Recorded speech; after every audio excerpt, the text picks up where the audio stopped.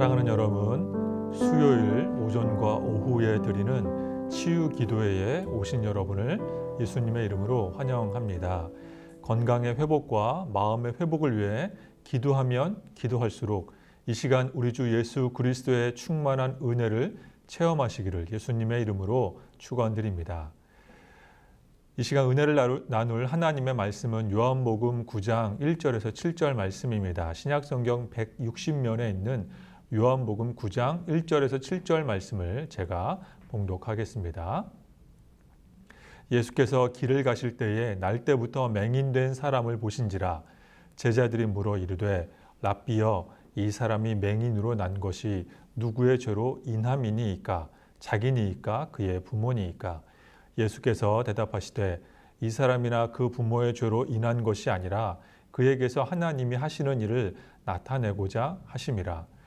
때가 아직 낮음에 나를 보내신 이의 일을 우리가 하여야 하리라. 밤이 오리니 그때는 아무도 일할 수 없느니라.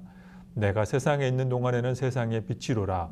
이 말씀을 하시고 땅에 침을 뱉어 진흙을 이겨 그의 눈에 바르시고 이르시되 실로암 못에 가서 씻으라 하시니 실로암은 번역하면 보냄을 받았다는 뜻이라. 이에 가서 씻고 밝은 눈으로 왔더라. 아멘.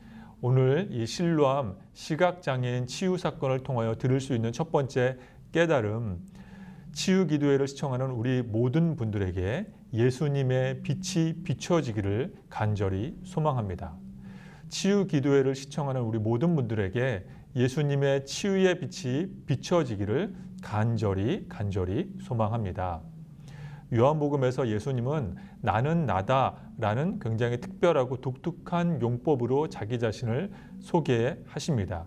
이 표현은 출애굽기 3장에서 하나님께서 모세에게 현현하실 때 나는 스스로 있는 자다라고 선포하셨습니다. 구약에서 나는 스스로 있는 자, 즉 나는 나다라는 이 하나님의 신적 표현을 신약의 예수님이 그대로 차용하여 나는 나다라고 설명하신 말씀입니다.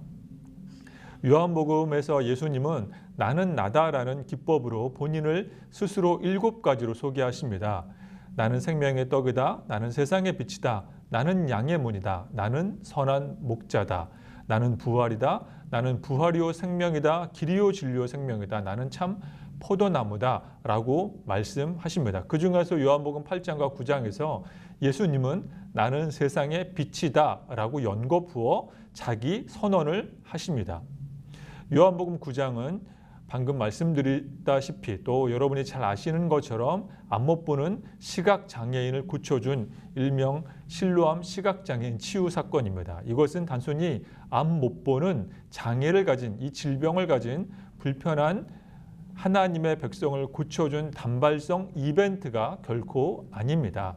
요한복음 8장에서 나는 세상의 빛이다 라는 예수님의 이 자기 선언을 요한복음 9장에서 어둠에 갇혀있는 이 불쌍한 남성에게 빛을 볼 수 있도록 역사해 주심으로 말미암아 8장의 예수님의 자기 선언을 입증해 주는 9장에서 뒷받침해 주는 사건이 됩니다.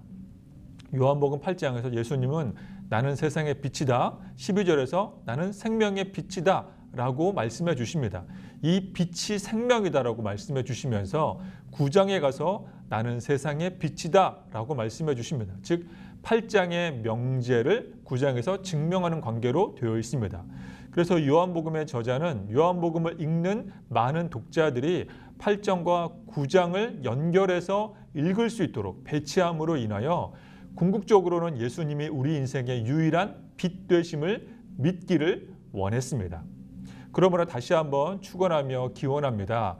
수요 치유 기도회를 시청하는 우리 모든 분들의 아픈 육신의 부분과 보이지 않는 마음의 영역까지 우리 예수님께서 고쳐주시는 치유의 빛이 비춰지기를 간절히 소망합니다. 빛은 어둠을 물러가게 합니다. 어둠을 밝히는 역할을 합니다. 빛은 두려움을 이기게 합니다. 빛은 생명을 자라나게 만듭니다. 빛은 우리를 건강하게 만듭니다. 그러므로 예수님의 은혜의 빛이 우리 모두에게 절대적으로 필요합니다. 사실 우리는 영적으로 어떤 면에서 보면 실로암, 시각장애인과 다를 바가 없습니다. 우리는 영적으로 참 어둡습니다.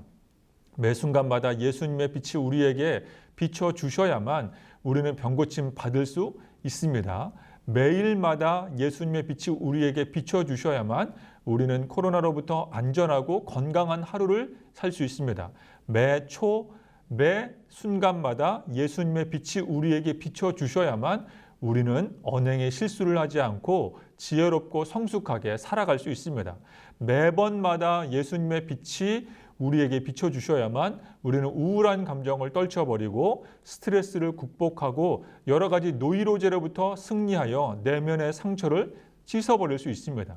따라서 실로암 시각장애인이 빛이신 예수님을 만남으로 말미암아 그의 육체의 눈이 밝아지고 인생이 변화됐듯이 이와 같은 은혜가 우리에게도 임하여 고쳐지고 밝아지고 자유롭게 되는 영적 성숙이 있기를 예수님의 이름으로 축원드립니다. 아멘. 두 번째, 빛이신 예수님과 조우하면 우리의 신앙이 성장하게 됩니다. 빛이신 예수님을 만나면 우리의 신앙이 성장하게 됩니다. 빛 대신 예수님을 만날 때 진정한 치유, 진정한 회복, 신앙의 성장이 있습니다. 다시 말씀드리자면 빛이신 예수님의 은덕으로 불치병과 난치병에 고침을 받을 수 있습니다. 2세를 출산할 수도 있습니다. 신경 조직과 세포 조직이 되살아나고 뼈들이 위치가 원래 위치로 돌아가서 고통을 줄 수 있습니다. 예수님의 빛으로 말미암아 혈액에 있는 모든 나쁜 불순물들이 녹아지고 모든 수치들이 정상으로 돌아갈 수 있습니다. 그런데 중요한 핵심, 에센스는 그 다음입니다. 그 다음이 더 중요하다는 말씀입니다. 요한복음 9장에 이 불쌍한 남성은 태어날 때부터 앞을 못 보는 시각장애를 가지고 태어났습니다. 예수님은 그를 만나 땅에 침을 뱉어 진흙을 만드신 다음 그의 남성의 눈에 발라주십니다. 이것은 하나님께서 흙으로 아담을 만드신 것을 상징하는 예수님의 행동입니다. 예수님께서 창조자 하나님이시기에 이제 흙을 빚어 그 사람, 그 남성의 눈에 발라주십니다. 그리고 이제 실로암 연못으로 가서 씻으라고 예수님이 요청하십니다. 예루살렘에서 실로암 연못은 대략 30분 정도 남자 걸음거리로 30분 정도 떨어진 곳입니다. 실로암 연못은 남유다 히스기야 왕이 아수르 제국의 침범을 대비해 만든 지하 수로입니다. 그런데 앞못 보는 남성이 실로암 연못까지 걸어간다는 것은 여간 쉽지 않습니다. 그러나 창조주의 명령을 받든 피조물로서 이 남성은 순종합니다. 순종을 받들어 실로암 연못에 가서 진흙을 씻은 이후에야 드디어 100% 깨끗하게 시력이 회복됩니다. 그런데 그 다음이 중요합니다. 치유 그 다음이 중요한 우리 신앙의 에센스입니다. 치유받은 남성의 고백을 주목해 보겠습니다. 17절 말씀, 이 실로암 시각장애인 남성의 고백을 함께 경청하시길 바랍니다. 17절 말씀입니다. 이에 맹인되었던 자에게 다시 묻되 그 사람이 내 눈을 뜨게 하였으니 너는 그를 어떠한 사람이라 하느냐. 대답하되 선지자니이다 하니. 처음에 이 남성은 예수님이 선지자라고 말합니다. 그 다음 고백이 조금 더 발전하게 됩니다. 9장 33절 말씀입니다. 이 사람이 하나님께로부터 오지 아니하였으면 아무 일도 할 수 없으리이다. 이제 이 남성은 예수님이 하나님께로부터 온 사람이다 라고 말합니다. 최종적으로 예수님은 주님이시다라고 38절에서 인정합니다. 함께 38절 말씀, 이르되 주여 내가 믿나이다 하고 절하는지라. 이 시각장애인 남성은 눈이 깨끗하게 고침받은 후에 예수님은 선지자입니다. 예수님은 하나님께로부터 온 사람입니다. 예수님은 하나님의 아들 주님이십니다. 라는 이 점층적 신앙 고백의 발전을 이룹니다. 본받을 만한 건강한 신앙의 모습입니다. 그렇습니다. 사랑하는 여러분, 우리가 빛이신 예수님을 과거에 인격적으로 만났다고 해서 지금 신앙의 성장이 필요 없다는 것은 큰 실수를 범하는 것입니다. 과거에 우리 주님을 한번 만났다고 해서 이제는 주님의 인도하심이 필요 없다라고 생각하는 것은 큰 착각입니다. 예전에 하나님의 베풀어 주신 치유와 회복을 경험했다고 해서 더 이상 주님의 치유의 손길이 필요 없다는 것은 틀린 것입니다. 한때 주님의 인도하심을 체험했다고 해서 이제 내 인생 내 마음대로 살아도 된다는 생각은 큰 교만입니다. 주님은 계속해서 어제나 오늘이나 변함없이 우리를 찾아오시는 분이십니다. 새롭게 오늘도 주님을 만나야 할 줄로 믿습니다. 오늘도 어제도 내일도 우리에게는 주님의 치유의 빛이 필요한 줄로 믿습니다. 치유보다 육체의 치유보다 훨씬 더 중요한 치유는 신앙의 회복이기 때문입니다. 신앙의 성장이기 때문입니다. 우리 교회에도 두 차례 오셔서 설교해 주신 이재철 목사님이 계십니다. 이재철 목사님의 설교집에서 제가 오래전에 읽었던 예화를 하나 소개하며 이제 말씀을 정리하도록 하겠습니다. 이재철 목사님께서 오래전에 섬기셨던 교회에 여성 집사님이 한 분 계셨습니다. 그런데 이 여성 집사님의 남편이 그만 암에 걸려서 이 남편분이 투병 생활을 하게 되었습니다. 그런데 이 남편은 신앙이 없는 분이었고 게다가 내연녀가 있었다고 합니다. 하지만 뜻밖의 암 선고로 인하여서 내연녀는 이 남편을 떠나게 되고 이 남성분을 떠나게 되고 그리고 이 남성분은 이제 이재철 목사님이 심호하는 교회의 여성 집사님 그 본처에게 돌아오게 되었습니다. 목사님 교회의 그 여 집사님은 지극정성으로 돌아온 남편을 간호합니다. 하나님의 은혜로 암 투병 끝에 이제 암에서 완치되었습니다. 그런데 너무나도 안타깝게도 그 남편분이 병 완치 판정을 받자 다시 내연녀에게 돌아갔다라는 것입니다. 얼마나 불미스럽고 얼마나 안타까운지 모르겠습니다. 그렇습니다. 우리가 치유의 기적을 경험했지만 예수님을 인격적으로 만나지 못하면 우리는 다시 제자리로 돌아가기 쉽습니다. 치유의 기적은 연약하고 부족한 우리 인생에게 절대적으로 필요한 것 맞습니다. 그러므로 새해 들어 우리 사랑하는 교우 여러분, 하나님의 치유의 은혜의 빛을 경험하시기를 간절히 소망합니다. 우리 새해 들어서 기도 제목을 제출하신 우리 교우님들의 기도 제목을 면면히 살펴보면 치유를 위한 기도 제목이 참으로 많은 것을 보게 됩니다.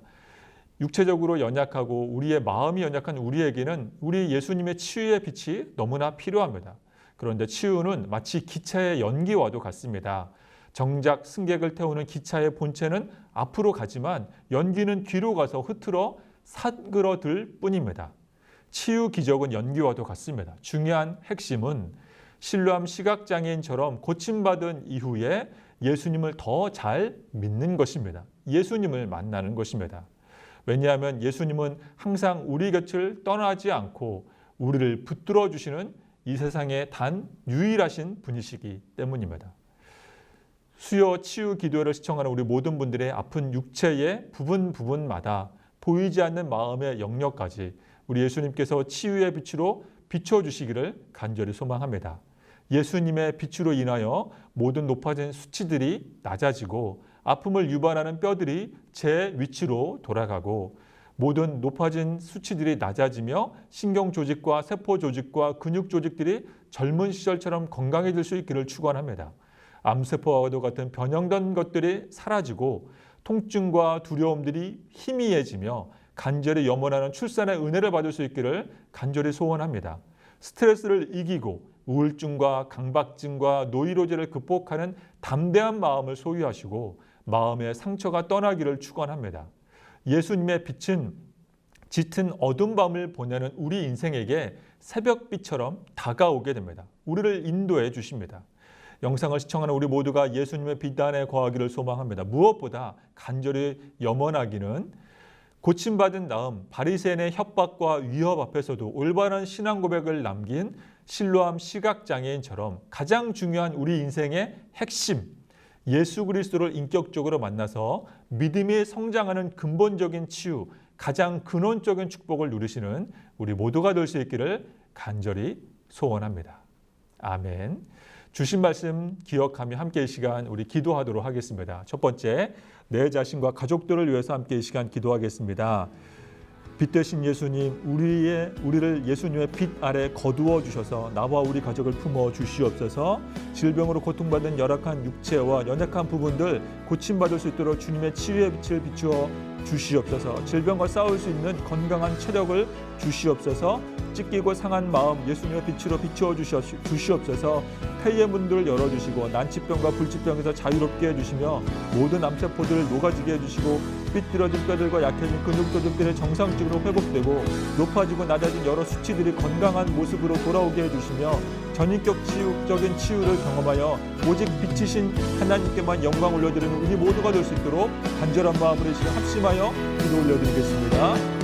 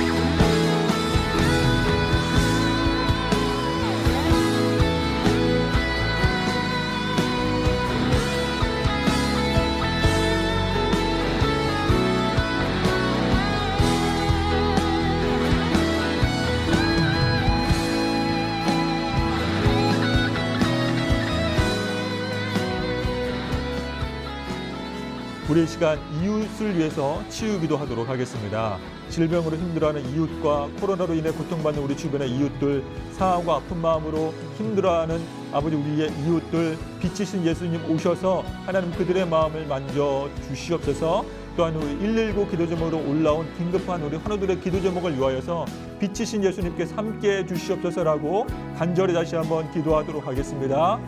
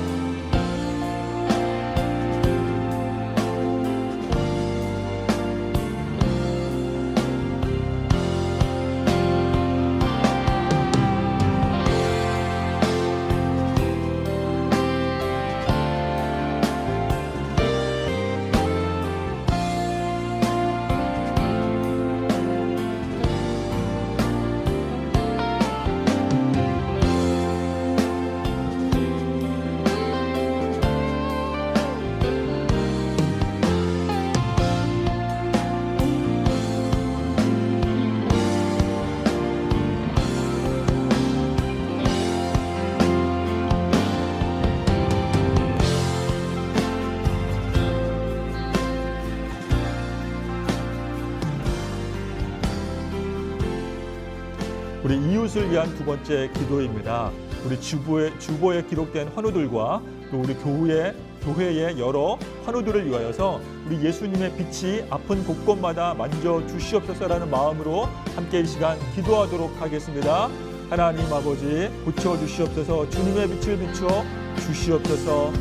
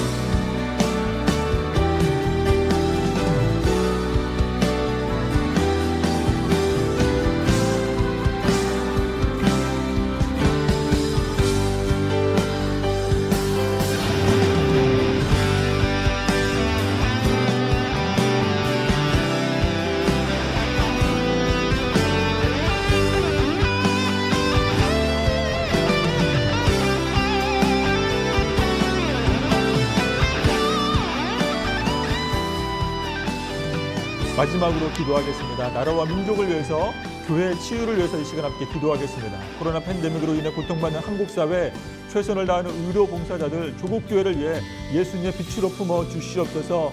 서울, 경기도권과 특히 안양과 인근 지역에 더 이상 확진자가 나지 않도록 주님의 치유의 빛을 비춰 주시옵소서. 백신 치료제가 안전하게 공급되고 실행되어 코로나 면역력이 전 국민에게 생기게 하여 주시고, 코로나의 효과적인 치료제가 개발되게 해 주시옵소서. 코로나 팬데믹으로 고통받는 이 땅과 온 열방과 선교사님들, 선교지들 하나님 고쳐 주시옵소서. 우리가 간절한 마음으로 이 시간 합심하여 기도하겠습니다. 사랑의 하나님 아버지, 치유의 빛을 비추어 주시옵소서. 온 열방과 온 세상과 안양과 조국 교회에 비춰 주시옵소서.